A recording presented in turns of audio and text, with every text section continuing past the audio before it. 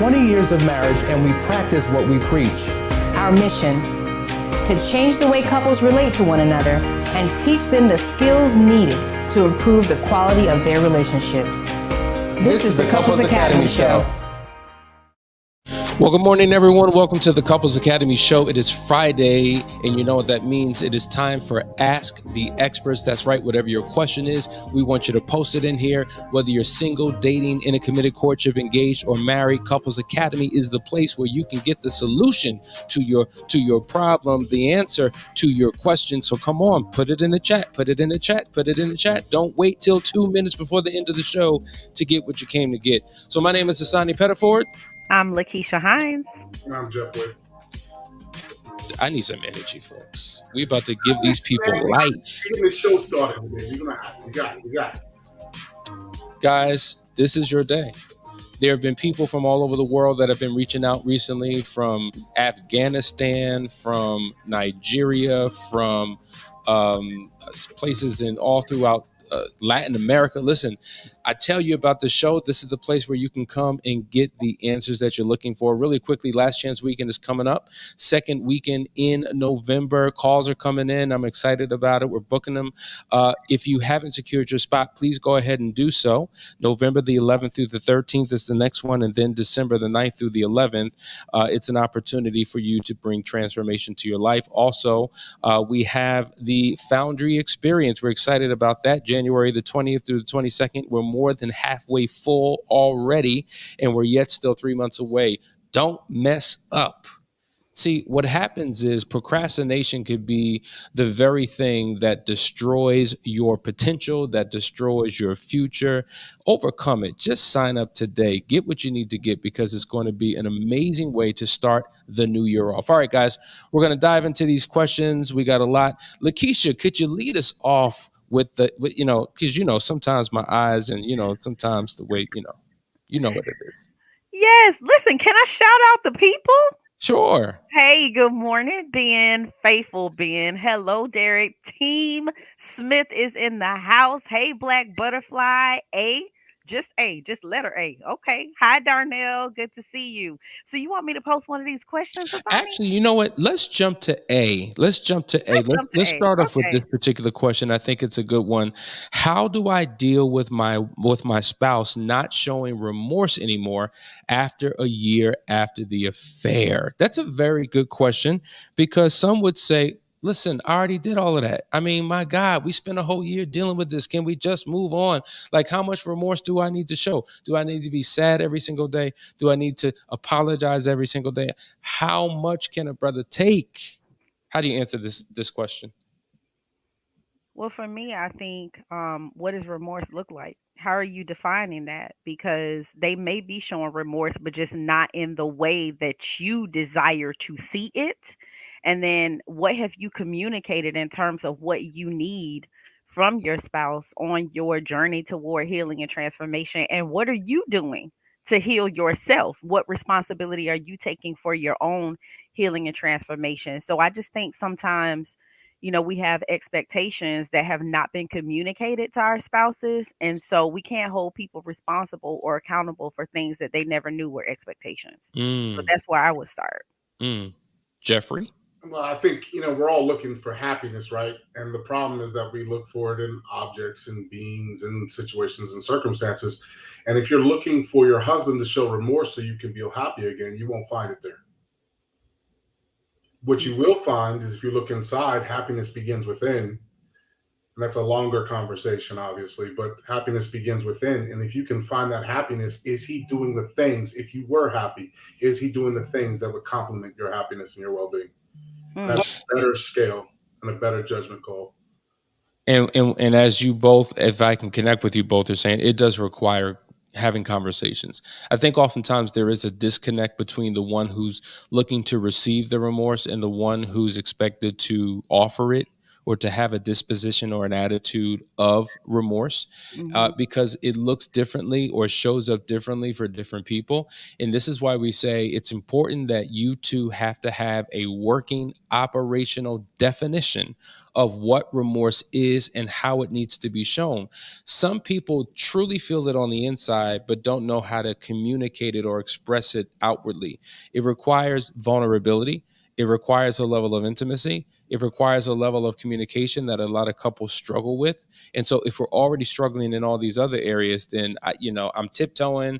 I'm very hesitant. I'm treading on water with anything that I do, or anything that I say, or any way they approach, because everything I've done is wrong. So it just really requires help. And if you're in that stuck place, sometimes bringing a third party in to kind of bring clarity and to connect the dots can really do it, because you could find out, wow, that was his way of showing remorse. I just didn't realize what it was. Or maybe he was showing it, but I was still stuck in all these other places that I couldn't receive it. So, there's a role that both must play in this process to get to a better place. But Um, how many times though, guys, with the clients that we're working with, how many times does, one party say they should just know? Like, you should just know what you need to do. You should, like, I shouldn't have to tell you. You should just know. But that's a lie. That's not yeah, realistic, yeah, because some people don't know. And if you're not one of the Avengers, if you're not one of the Couples Academy team members, then you're not an expert in yeah, infidelity recovery. So you don't know what you need to do. that's a And you don't fact. know what you don't need to do. Yeah, yeah. And so here's the funny piece about this though, Lakeisha. Either you know or you don't know, right? So what about those partners who have told their spouse continually and they still choose not to do? In those cases, yeah, you're right, they do know. But overwhelmingly, to your point, most don't know. And the way we all deal with pain and the way we all deal with crisis is completely different. Some people outwardly express, some people inwardly express, some people don't Right. talk about it, they just move on they are fix it type, some other control the type. Like, there's so many different ways of dealing with things that's what causes the problem. You're spot on with what you're saying. Listen, there's a couple more questions and then we're going to get to Ben. My spouse lacks consistency, and every time I express it, he seems to go into shutdown stage, where his depression and anxiety gets the best of him. And every time we talk it out, it leads to him. And I think there's a part two, which I don't see yet. So, Jeff, you want to jump in with that? Because this is something that we deal with in Foundry all the time: consistency or the lack thereof. So consistency is the key. It's the key to a successful relationship, successful business, successful anything. Is consistency. But here's the problem. When we're addressing someone else's consistency and they haven't learned how to find what they're looking for, like they don't even know what they're looking for, or the steps to go about being consistent, there's a lie somewhere inside he's telling himself. There's an Mm. expectation he set. I'm going to do this. I'm going to lose weight. I'm going to get this job. I'm going to, and that is being unfulfilled. And when that unfulfillment of a desire happens, what happens is that's where all the pain comes in. There's a desire that he has in his heart that he probably doesn't believe is even possible anymore. And he doesn't know how to get there. That's the depression and anxiety, the frustration with an expectation that's set and then not having the steps to get there. And so, one of the things that we tell men in this particular position is that they need to find someone who has what they want and has been where they've been so that they can guide them. Now that can come in the form of a real person, but it can also start in the form of books, so that you can familiarize yourself with what your expectations are. Um, this is difficult because it's a process. Like getting a man to admit that he's been lying to himself and that's why he shows up funny. That's a very, very, very hard process, and he has to be walked through it step by step logically so that he gets it. It's one of the toughest things we deal with in Foundry. And I would tell you, like, hey, we can help with that. Just reach out. I do see the second part of the question there, questioning or denying the way I feel. I feel like my marriage is on the edge of another attack, or is this just the infidelity trauma I suffered? I would say it's both. So I don't necessarily know that you're actually being attacked by him when he closes up. He has pain he does not know how to deal with, and he may not know, and you may not know how to show him how to deal with it. So, like I said, it sounds like there needs to be some kind of third party intervention. What say you? Man, for me, the only question I have is how can you expect him to acknowledge and accept your feelings and emotions if he can't acknowledge and accept his own? Exactly. So that's my question. And then you talk about depression and anxiety. Is this diagnosed? Is he in treatment? Is he on medication? Because that can affect his ability to process and receive what it is that you're saying to him because he's in his own pit and he can't get out of it. So if he can't, deal with his own issues, it's going to be ridiculously difficult for him to help you to process and deal with your own. Mm. Powerful answers, guys. Let's jump into Ben's. It says, "Good morning, from Tennessee." I'm not going to pull it up. As an unfaithful who has an emotional and physical affair, the vulnerability was communication had died in the marriage years prior. I'm used to communicating with the affair partner daily. I'm missing the connection. Currently, I'm working with a practitioner. How does communication get jump started without conveying everything is okay? I'm studying peaceful protest versus silent treatment. I'm tired of being mad until she gets it, but also want to convey importance of issues. I was silently complacent for too long.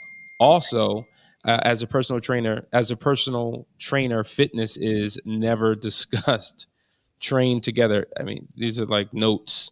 And then it says, Jeff, I see you saving for Foundry. I do work around the house. I was a single dad who fought for custody, not status quo. I want you kind of both to weigh in on Ben. Lakeisha, can we start off with you? Oh, right. Thank you. Lakeisha, the homework you gave was fire for remorse communication. So, this is what I'm going to do. I'm going to yield to the men in the room because this is my client and he's heard my voice multiple times. So, I'm going to default to you all to let him get some perspective from a man because I've told him multiple times what he needs to do. So, maybe you guys have a different perspective from Mr. Ben. Ben, since you're saving for Foundry, I'm just going to go on and give you your first assignment. I want you to knock it out in the next week.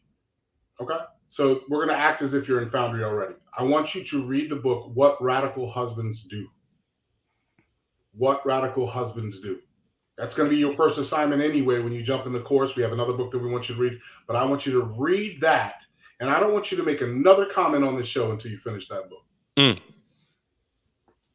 And let me just say, What Radical Husbands Do is a phenomenal book. It's in my top 10. It's a very short read. And sometimes you think, oh, it's short. I'll get through this. Next.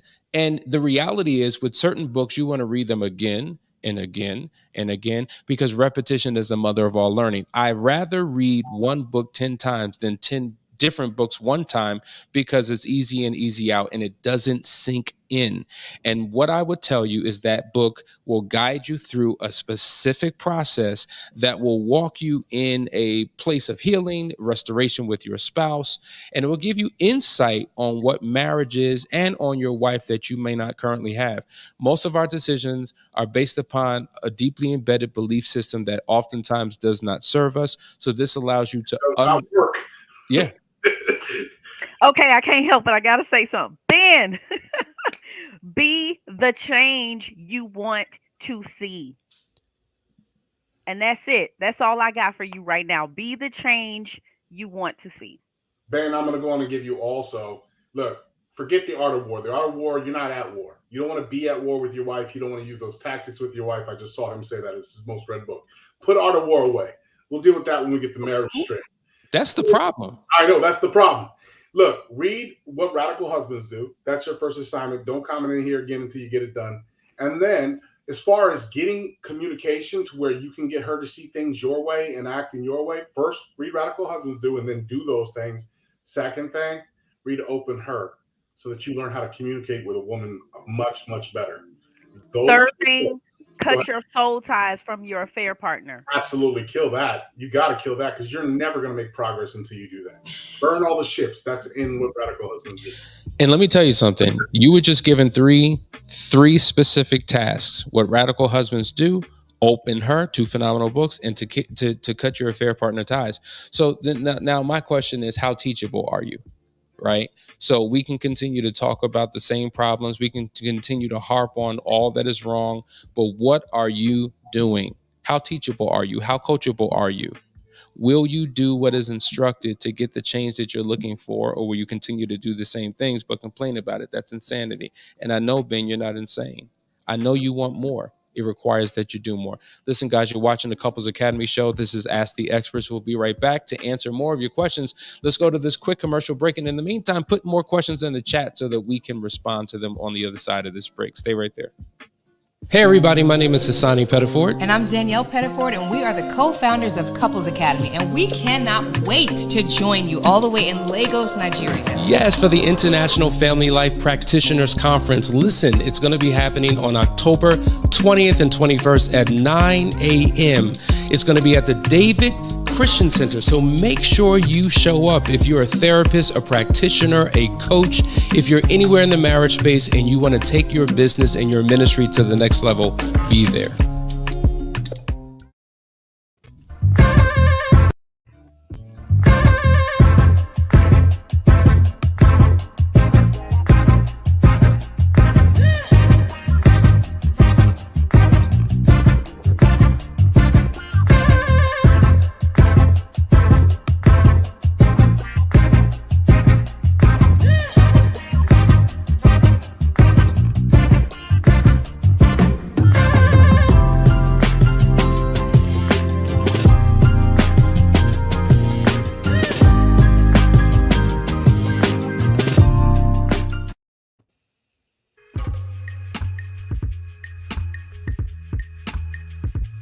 When 45 men from all walks of life come together in one place for one purpose, there is a collective harmony that produces an amplification of power that leaves an impact on the lives of men that cannot be erased.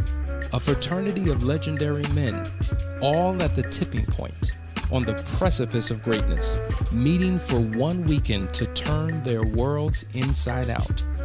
For the first time ever, the Foundry experience. Not an event, not a seminar or retreat, but an opportunity to come face to face with the man you were always destined to be. If you want a life that's better than the one that you are living, meet us January 2023 for the Foundry experience.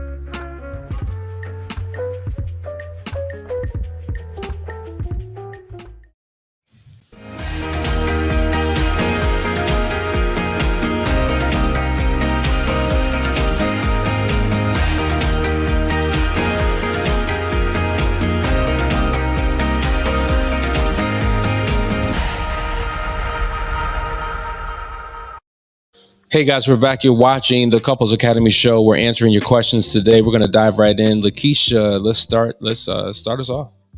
Hey, so Aubrielle, Miss Thompson, she was talking about her husband lacking consistency, and every time she tried to address it with him, he shut down. And one of the Avengers is actually in the feed today. He's in the chat, Mr. Walter Jennings in the house, and he said part of his shutdown may be his frustration with himself.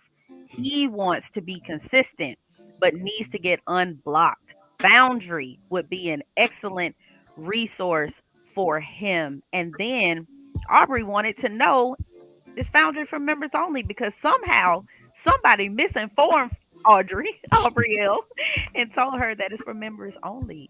Well, no, that's true. It's for members only.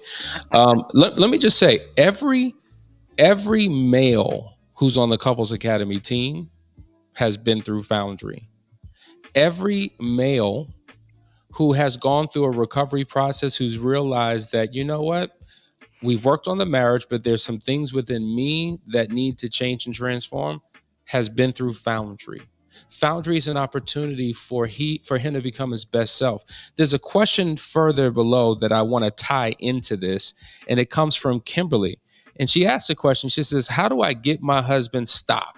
I'm not even going to read the rest of it. You can't. You can't get your husband to do anything. How do I get him to be a proactive thinker? A lot of his learning comes after the fact. By then, he's having to apologize and say, oh, I've handled things differently. By then, I'm already hurt. You can't get him to do anything. And I think that's a part of the ongoing struggle that we have with each other. Can Willie get you to do anything? Like, he can't make you do what you're not making a decision to do. Jeff, your wife, she can't make you do what you haven't made a decision to do. It is an internal decision that one has to make within themselves on their own. Now, there's things that we can do to help motivate. There's an environment that is conducive for change. But in essence, I think this is the struggle. And this is why a spouse feels controlled and manipulated, and the other one's frustrated and can't take it anymore, because we're trying to fix and change and tweak and, I don't know, rearrange how our spouse shows up. And let me tell you something, men oftentimes, when they are around other men, we were just talking about this before we started the show, there's this deeply embedded belief that we have about women, about gender, about relationships, about life that does not serve us. And when they get in the right environment and they have 3 months, 12 weeks to truly unpack these things, they come out different. And so I would encourage you to sign up. It is for members only. People have tried to go to the website and book sessions, Foundry sessions, and they just can't unless they're a member. So I But would can highly recommend anyone you do so. become a member? All What'd you you have say? to do is reach out. You Can can any call. can anyone become a member? Yeah, Any do the human work. being with a penis and a pulse can become a member of Foundry. Now here's the deal, though. I want to mention just two things. The first thing is everyone always talks about mansplaining. I completely agree. Mansplaining is absolutely horrific. No man can actually tell a woman how to be a woman. But I'm gonna also say that there's something that I see all the time. Men just don't address it and call it out. There's something called womansplain, where they try to tell their man how they're supposed to act, what they're supposed to be, and usually it's stuff we know we're supposed to do, but because we're receiving it from you in a particular way, we're going to be hard-headed and knuckleheaded and go about it the wrong way. So I'm going to just say this. There's the second part of this is just simple. There's a lot of things that men try to do with their wives, where they're trying to force their wives to be ambitious or read or do this or do that or vice versa, that should be done with other men. And they never learned how to properly communicate with other men because they don't even know what manhood is. It's not taught anymore. And then I'm just saying, there are things that are specifically men with men. My wife is not into all the same things that I'm into. And I used to try to force her to get into those and would just cause clashes and fights. Right? There were things that when I discovered that I could get along with men and that there was a brotherhood that you could create, my wife is just happy to see me go hang out with the fellas. She's happy because she knows what I'm doing with those fellas is positive, encouraging, and uplifting. And I used to try to force those things on her, but they just didn't fit her interests. Just like she's never going to get me to do hair and learn how to do makeup and do all of those things. I'm not going to sit there and do those things. There's a lot of things that men should be doing with other men. And sometimes women explain to men the same way men try to explain to women in a bad way what a man should be doing. And really, it comes from the bros. I just want to answer your question, Hassani. If you watch SOS, yes, Willie can get me to do things. Well, that's the one way that always works in that space. SOS, for those who don't know, is saving our sex lives. And Lakeisha does a phenomenal job every single week walking people through what sex should look like in your marriage. Listen, it's the world has given us this idea that if you're single and you're having sex, it's passionate and fun and wonderful. But once you get married, it's dull and boring and who cares? And no, she helps you to revive the passion back in that bedroom, because guess what? It doesn't fix all, but it certainly will help motivate other areas in the relationship that need to be restored. Facts. There's a great question in here. My question is why the cheater always blames their spouse for the affair, and they never talk to their partners about their problems. Sometimes they have tried to talk about the problems, and maybe you just weren't open and receptive to receive. That's not always the case, but sometimes that does happen where they've been trying to communicate, but because of your own hurt, pain, or whatever else you may be dealing with, you weren't open to receive and you couldn't hear yet. Also, a lot of times when that happens, it's because they can't see themselves. And that's one of the biggest things that we work so hard as practitioners to get not only the betrayer to see themselves, but the betrayed to see themselves as well, because there's no perfect person on this planet. So that means that we all have areas of opportunity. Let's go to another comment. Derek says, my wife admitted she's not doing the work. I've been doing the work. She's stuck in an angry place and constantly throwing everything I did in my face, but at the same time telling me I'm not showing up. Okay, so here's the deal, and Derek, I know you. So here's the deal. A lot of times we're doing the work, quote unquote, but it's not being received. I got news for you. If it doesn't work, it's not the work. So I'm going to give you two pieces of assignment. I'm going to have you read the exact same books. One, What Radical Husbands Do, and then you take and checklist all the things he tells you and those steps that he gives you that you're doing. And if you're doing all of those, then we got to work on communication. Open her, because you need to figure out a way that she receives it. See, communication is not one way. I'm sending a signal. I need a receiver, transmitter. I need a receiver to be tuned to the same frequency. And so if you're not tuned to her frequency, you're sending out signals, but it's not being received. So you need to get in tune with your spouse. Absolutely. Lakeisha, I want you to answer this question. This is a great one. It's been 7 months since D-Day. We are healing well. However, I can't help but feel emotional now knowing it's going to be the time of year where he started the affair last year. Getting through the holidays is going to be so hard. Any tips to keep moving forward and not get stuck in these thoughts?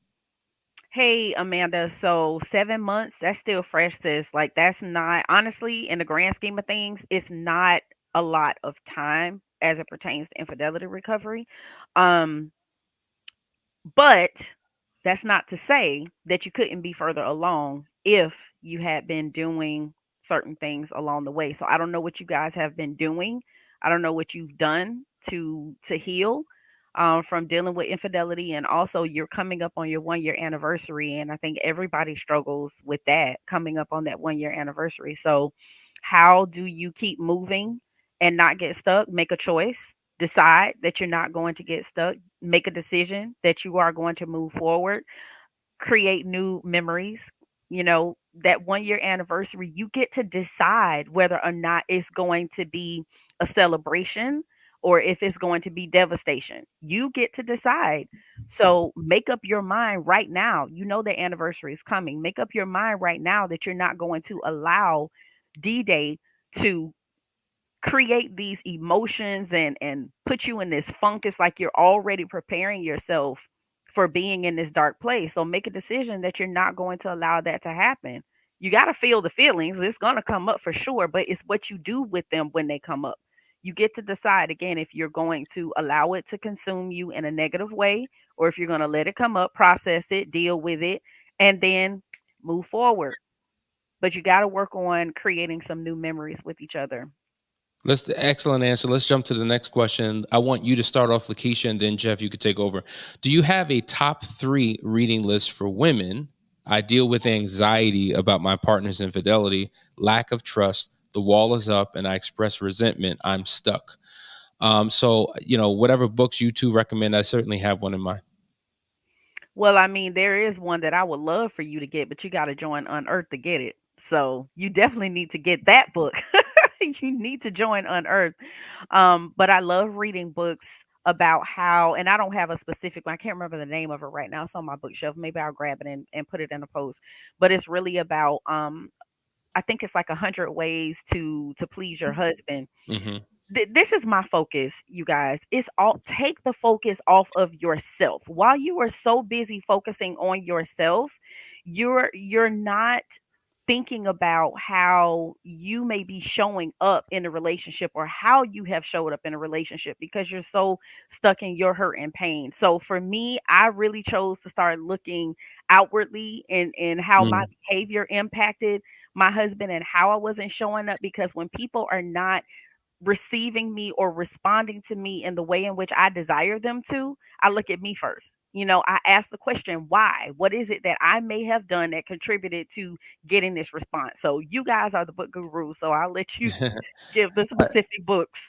I just happen to have this book right here. If you could see this, guys, but this is entitled Anxiety in Relationships. You say you're dealing with anxiety.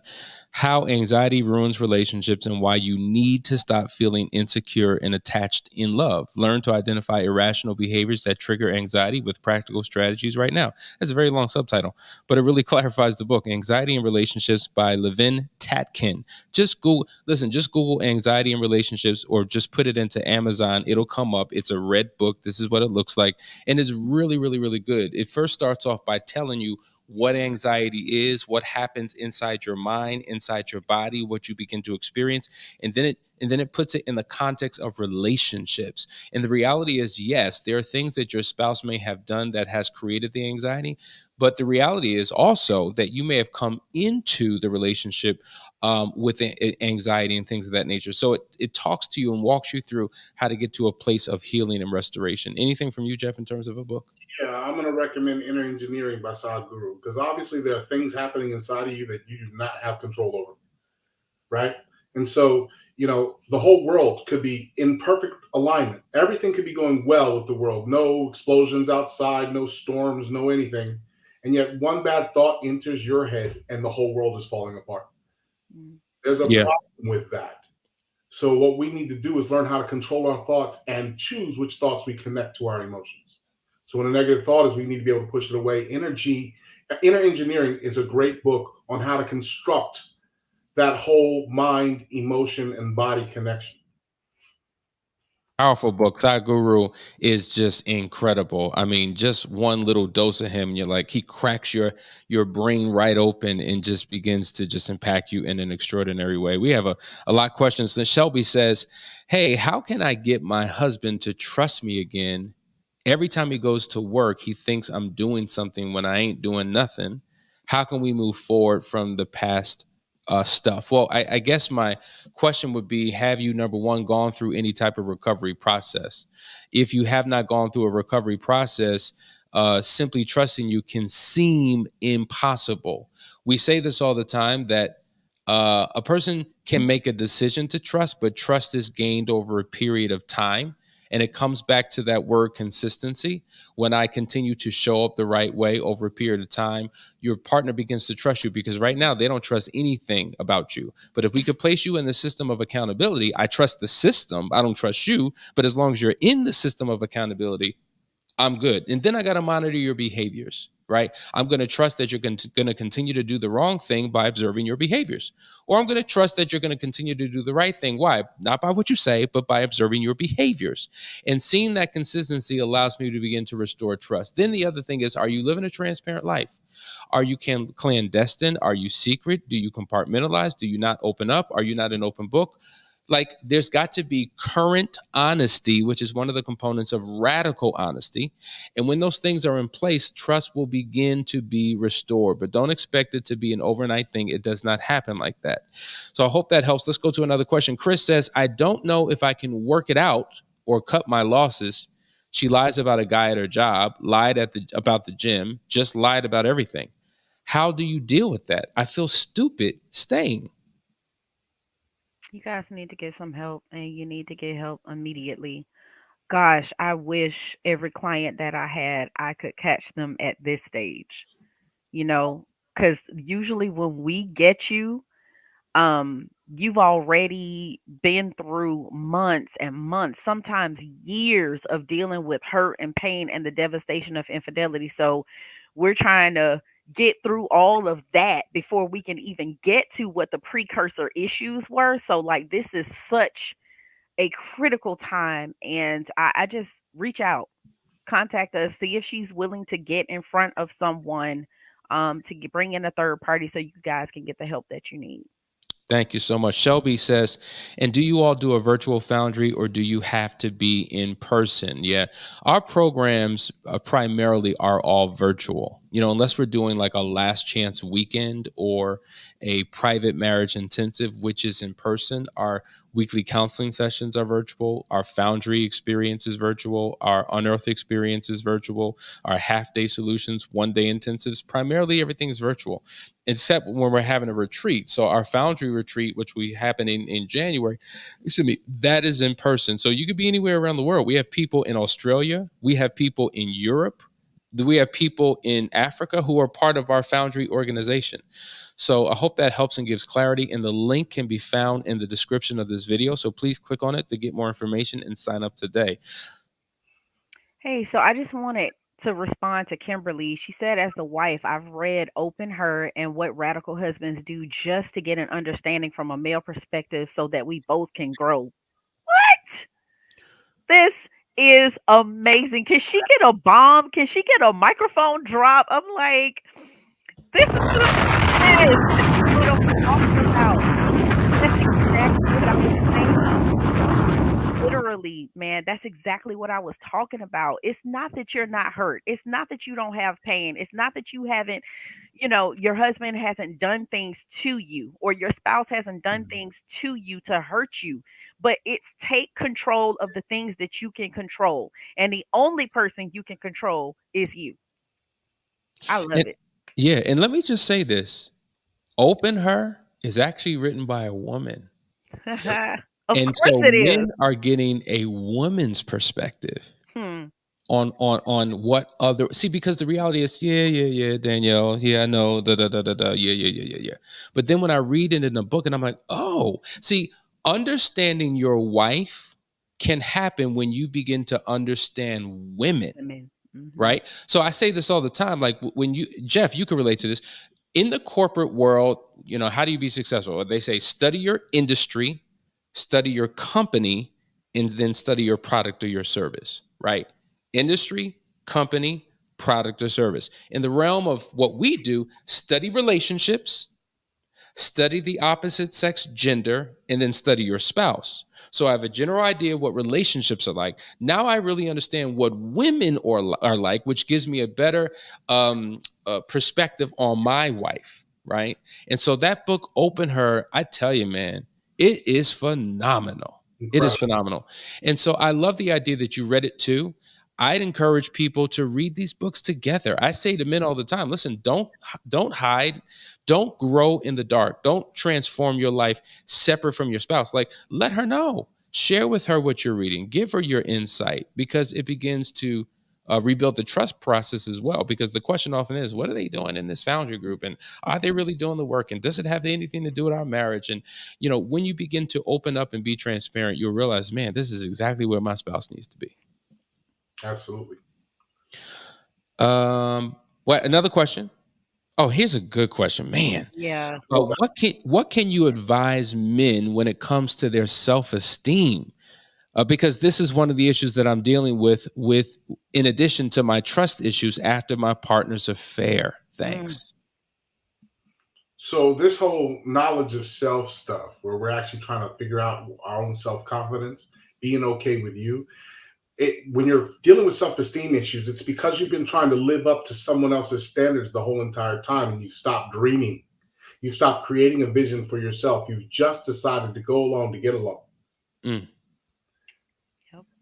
Aristotle said in Nicomachean Ethics that happiness is when you are able to achieve the intellectual pursuits of the mind. Meaning what you've created in your mind, you're actually seeing it come into reality. So when you've stopped creating something for you as a vision, right? And you stop chasing that, and now you're trying to live up to everyone else's standards, and the goalposts are always moving when you're trying to live up to someone else's standards. What ends up happening is you will always have this problem with being unfulfilled. So you have a desire to chase something external. When it's fulfilled, you become greedy about it. I want more, I want more, I want more. If it becomes unfulfilled, you become angry, sad, depressed, frustrated. But that's because your attachment is to something external. When you learn to attach yourself to being satisfied with you internally, that means having a higher level of knowledge, having a higher level of desire to create goodness all around you. and having a higher mind towards God. Those three things, when you put your mind to those are all infinite, eternal, and never run out, and the goalpost never changes. And when you attach yourself to those things, you can find fulfillment. And then in that space, you'll be able to create all those external things that you always wanted to desire as well. Powerful answer. I hope that really helps and resonates, and it's something that I think we all can glean from. Here's a great question. The question is, how do you find the right marriage counselor or therapist? I'm not going to lie. That TikTok therapist got me feeling some kind of way given my situation. Not sure who the TikTok therapist is. So I can't really speak to that. But how do you find, I'll let you both weigh in. I have an answer for him, that can help him find the right type of therapist or marriage counselor for him. Because I think that's a phenomenal question. And I really wish people gave more thought to that before choosing who they worked with. Lakeisha, then Jeff, and then I'll answer to that. Yeah, so what do you value? Like what's most important to you? I can tell you for me, I needed someone who was well versed in the word of God. I needed a believer because, both my husband and I are both believers. And so that was something that was extremely important to me. I wanted someone who I could identify with culturally. That was important. Also, at one point, I wanted a male because I believe in counseling. I believe in therapy. I mean, it's what I do. So I believe in it. And for the longest time, throughout our years of knowing each other, we've gone to counseling and it's primarily been women.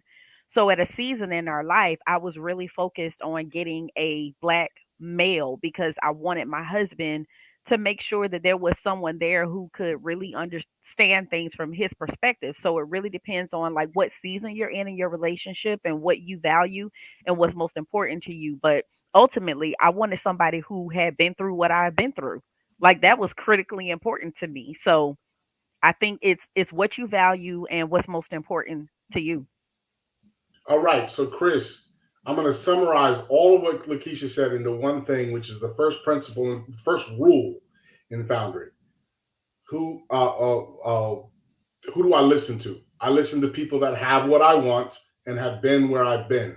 So the first thing that I would look for in a counselor is make sure they actually have a relationship that's functional. I don't know how many of these counselors on TikTok and YouTube and all the other ones from Kevin. I know he's passed. I'm gonna let that one be because he's passed from us. But these men that I keep seeing on TikTok don't have successful relationships where their wives will get on and tell you in 5 seconds that they're happy too. So that's the first thing I'd look for. The second thing I'd look for is that they'd actually been in a situation similar to mine. Okay? If you have those two things, then they can show you how to get out. If they don't have those two things, then they can't show you how to get out. The problem with this world is that seems like it's common sense. But if you look at it, we got people teaching business college who've never owned a business. Right? I think the only field that you can't get away with that in is like being a chef. You can't teach people how to cook if you've never cooked before. Oh, in the medical field. Anything else. In the medical field. There's almost anything else. You have to have done it. Okay? So like what I want you to do is just find someone who has what you want and been where you've been. And that should be part of your interview. Don't be shy. I'm hard on my doctors. I'm hard on my lawyers. I don't get him just because he has a degree on the wall. I want to see how many cases you won. Have you won this type of case before? Tell me about that case. Hold them accountable. Let them tell you about their situation. That's how you interview a counselor. Oh, you said interview a counselor. So I interviewed the counselor. He said that's doing for you. That's a position for you. You're paying him. Interview me. Interview Hassani. We're up for that task. We know that we've done it. That's exactly right. So, and I've mentioned this before when Danielle and I saw the counselor. The very first question out of my mouth was, before we get started, how's your marriage? Okay. And the first thing he said was, well, which one? I've been married 3 times. That was the end. There was nothing else to talk about. And so, rule number 1, what they're both speaking to is absolutely right. You listen to people who have what you want and have been where you've been, period. Right? So, yes, degrees, licenses, certifications, all those things are very important because you want to make sure that you're talking to somebody who's qualified and has knowledge and expertise, but also experience combined, I think is phenomenal. And this is why we're very selective on who we bring on to our team. And so every person, every practitioner that we have has a combination of those two, right? They have the competency in terms of knowledge and they have the experience to guide you through the process. So I'll just end. Oh, okay. We have another question. Go ahead.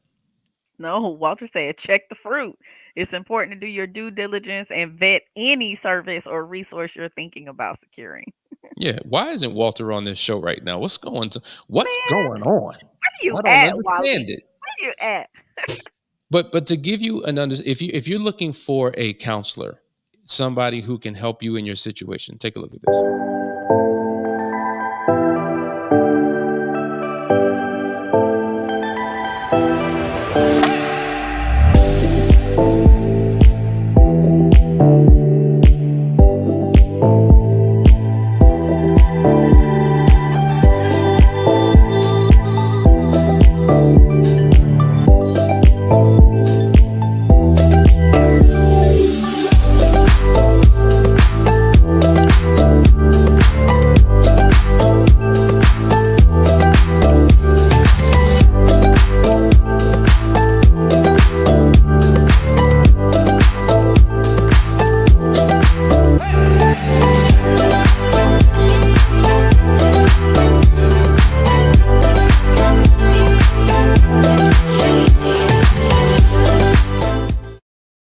So I hope that helps and gives you an answer. Just go to our website, couplesacademy.org, or simply download the app if you have not already, and you can access all of our practitioners. You can read on their stories. You can find out a little bit more about them, set up a discovery call, get to know them, because I think it will be able to help you in terms of who to select. And guess what? We're here every single day. You're dating us just by tuning in.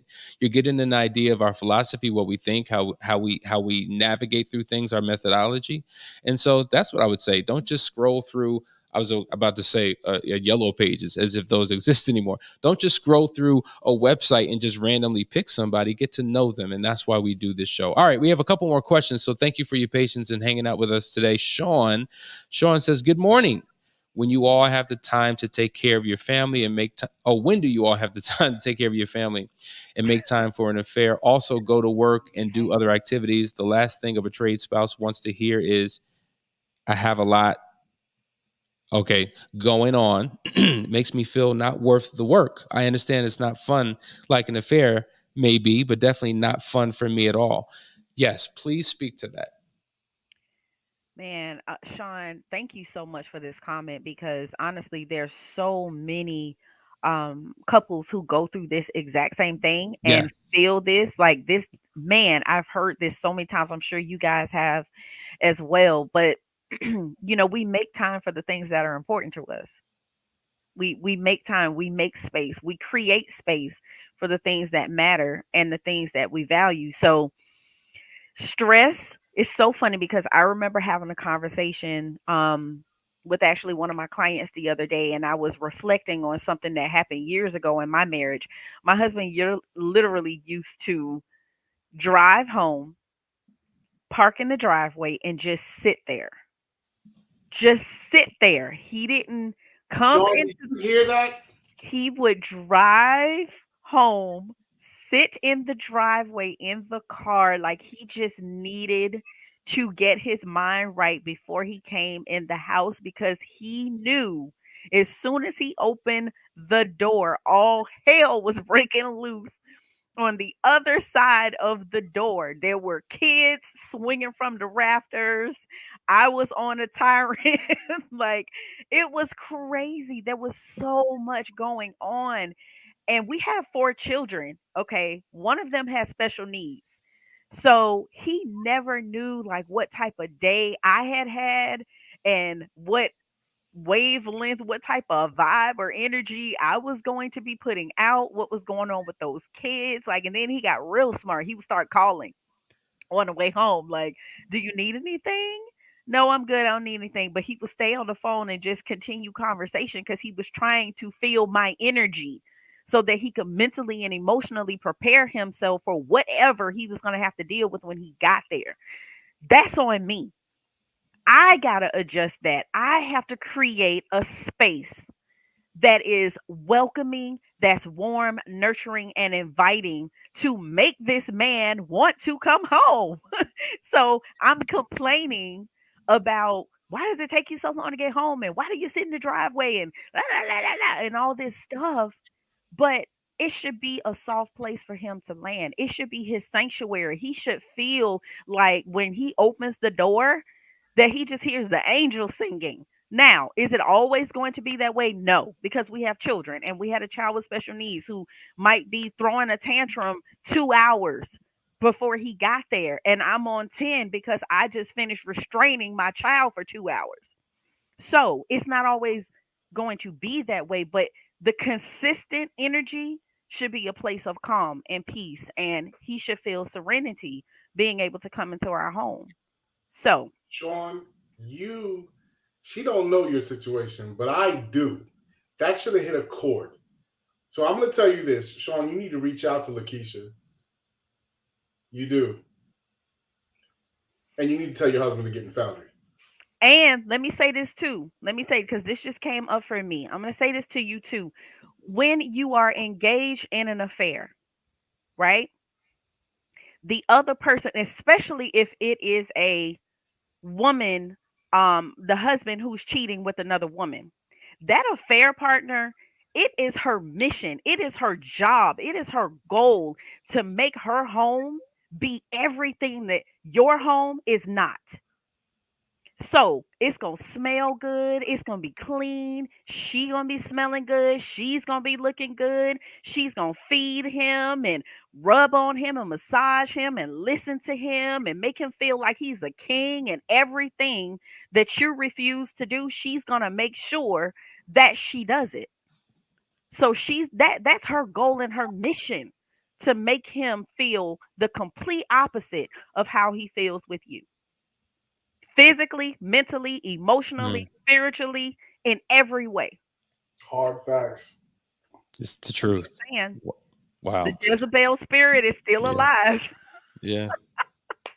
Yeah. And that's why it's really so hard to compare an affair to a committed relationship, Yep. because if you think about your committed relationship, what is experienced in the affair with another person, you experience with your spouse at the very beginning of your relationship, because that's when we put our best foot forward. We're looking our best, smelling our best, one in the woo, one in the, all these type of things. And then normalcy sets in, predictability sets in, kids, work, responsibilities, just all of those things set in, and things aren't fresh and new and passionate anymore. And then the affair partner comes along and is able to woo and do all types of things that we used to do.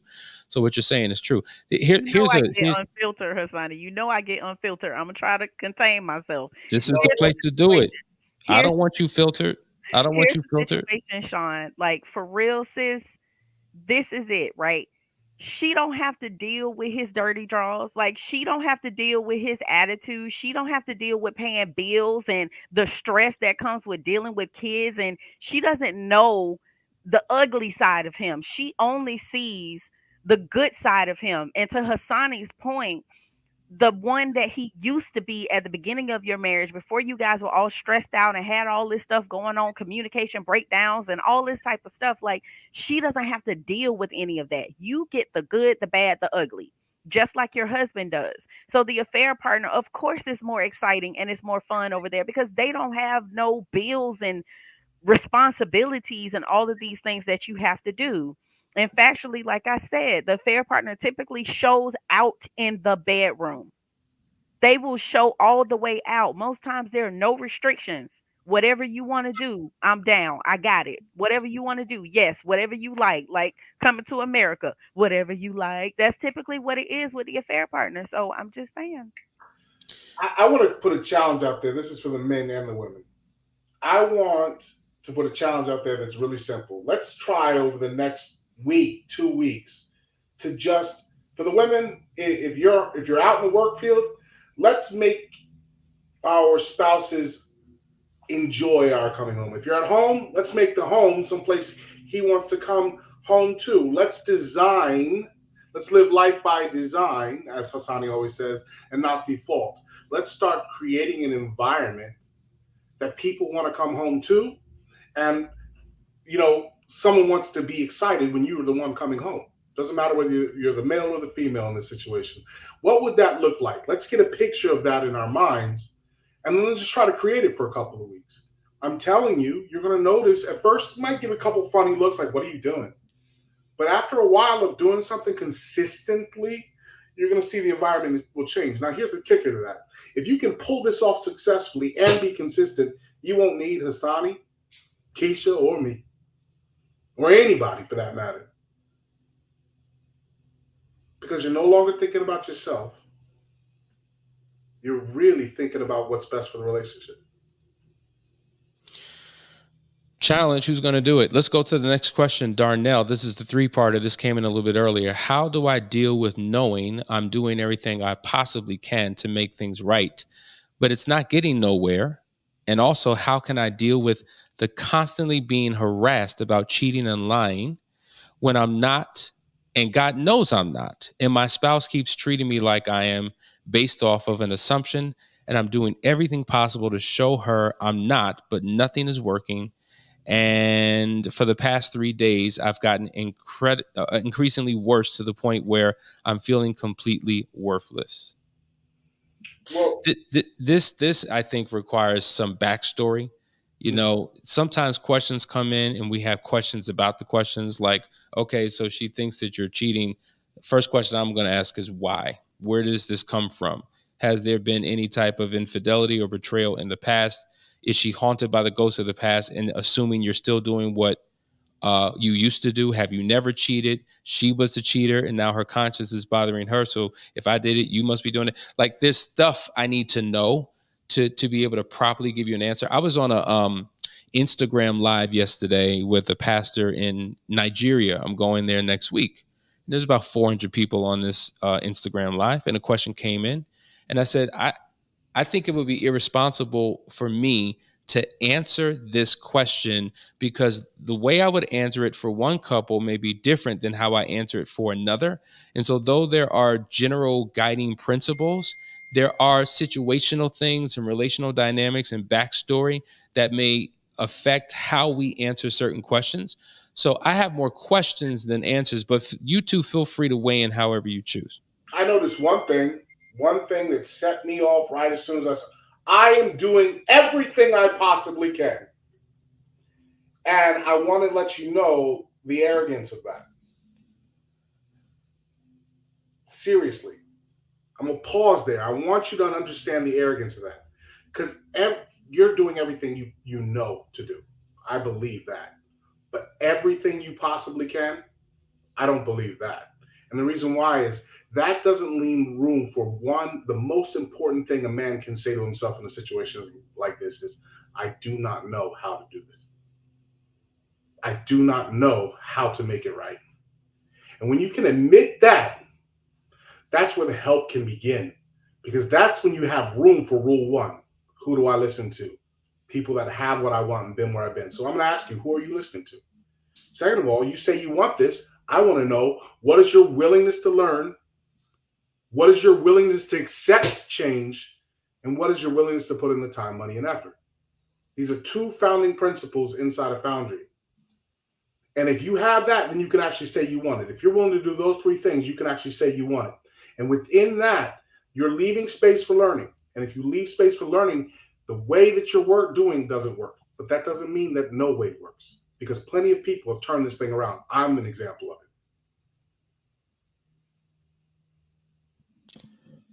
Lakeisha, I think you're muted. You may want to unmute. Sorry about that. Sometimes we rely on our own knowledge and on our own strength to try to get through infidelity recovery, and that's necessary, but it requires so much more. And I don't know what you guys have done previously to try to work on this or to try to heal from it, but you're being harassed and constantly accused because she still doesn't trust you. Mm-hmm. And what have you done to restore trust, to regain that trust? Have you guys put boundaries in place? Have you completely opened up your life to her, and just been completely transparent with your whereabouts and your movements and access to your phone and different things. So there's steps and things that we take our couples through to make sure that we create a solid foundation and that you have guardrails and boundaries in place, so that that can help to restore and rebuild that trust and that confidence. But she doesn't trust you. That's why you're still being accused. So I think it all goes back to, and of course, you're going to hear us have this position because we know that it works.